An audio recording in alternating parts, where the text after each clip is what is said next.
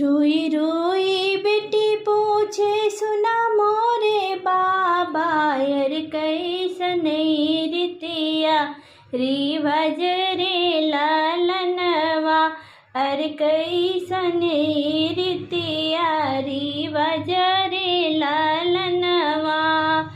मैया के कोखिया में दुई रे लालनवा, अरे एक बाहिन एक भाई रे लालनवा, अरे एक बाहिन एक भाई रे लालनवा।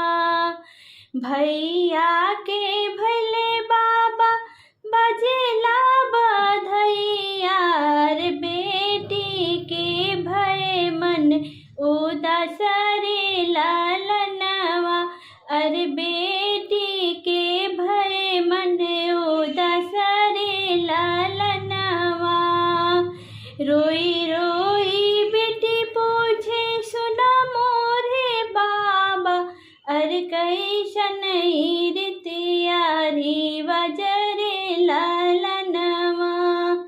बेटा के रखला बाबा अपनी महलिया, अरे बेटी के भेजल दूर देश रे लालनवा, अरे बेटी के भेजला दूर देश रे लालनवा।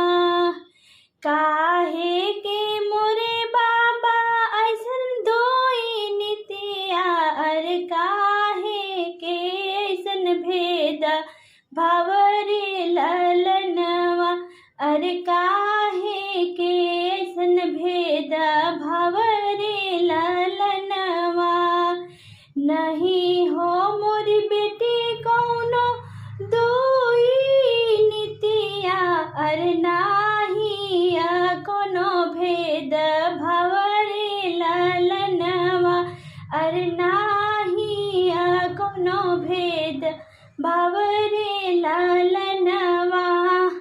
तोहरो जनम बेटी बाजेला बधैया, अरे खुश रहे पापा तोहर रे लालनवा। बेटी विवाह करके झाले दूसरे देशवा, अरे यही गुड़े बानीला चर रे लालनवा, अरे यही गुड़े बानीला चर रे लालनवा। अरे इहे बेटी रीति रिवाज रे लालनवा, अरे इहे बेटी रीति रिवाज रे लालनवा।